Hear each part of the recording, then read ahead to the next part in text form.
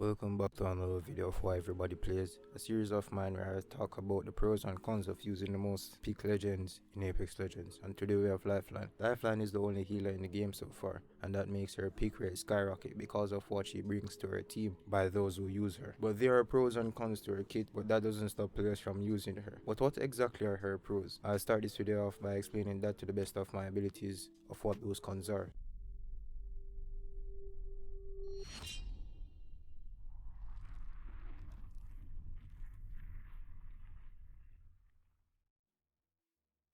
The first and only weakness to using Lifeline is that her kit lacks mobility and escapability. In Apex, there is a saying that movement is more important than any other fundamental skills in this game. Yes, you can still do movement techniques with her such as wall jumping, super gliding and top strafing, but she doesn't have a movement based ability like Horizon or Pathfinder. Nor does she have the ability to escape tough situations like Wraith, Bangalore, Octane, or Valve. There are a lot of situations that you will get in when you are playing Lifeline and you need a quick escape route, and you would either have to kill everyone who is blocking your path or you just end up dying. But legends like Wraith, who has her tactical, which is an instant getaway, she can reposition or relocate to a better area and get out of that situation, or Valk, which can carry her whole team into a skyward dive and escape teams gatekeeping choke points, and also to get away as a solo player if you need to leave that area immediately. While on the other hand, Lifeline would have to fight her way through that enemy team that's gatekeeping the choke point. You would consistently see yourself needing to use your terrain and surroundings as cover while running away, or trying to find other ways to outsmart your enemies. Although this does lead to you gaining more game sense and map knowledge each time you play and overall builds your skill set as a player, you are still at a disadvantage when it comes to your ability of escaping or mobility. Lifeline's second weakness is the same as I mentioned in a previous video, and that she's a support legend. This isn't necessarily a weakness, but I think it's a reason why more people wouldn't want to play her, because they think she's boring. Cause in NA region, as I said before, the region that we play in, which is heavily centered around who can be the best fragger, or who can solo carry the entire game, and who can be the hero as well. And Lifeline doesn't seem like she would appeal to the average player base of North America.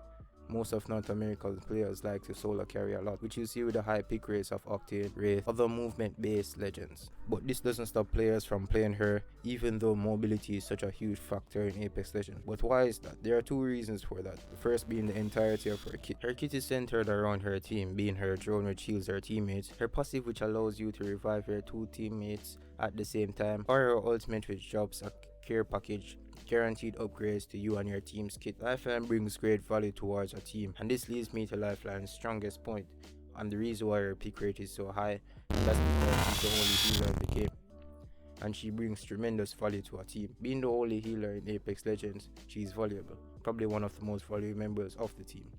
When fighting a team, if they have a Lifeline on their team with a gold bag, if you down anyone else but the Lifeline can res her teammates instantly and get to shooting. Not to mention the added perks of the gold backpack, which will allow you to res your down teammates faster but also give them back 2 shields. This is what makes her so valuable and unique in Apex, because she's the only one who can do this. No one else has this skill set or kit, and no one can bring the same amount of value to a team like Lifeline. You can make a point saying that the removal of her res shield remove some of the plays you could do with that shield, and the added layer of protection as well.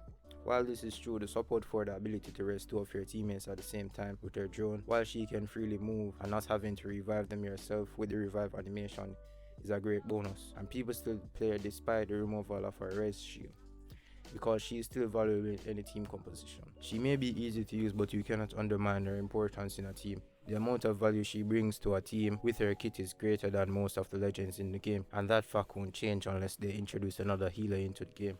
If you enjoyed the video, like, comment and subscribe, and tell me some of Lifeline's other strengths in the comment section below, because maybe I didn't mention it in this video, or it's a thing that you as a Lifeline may know. Until next video, this has been Playboy Sasuke. Have a great day.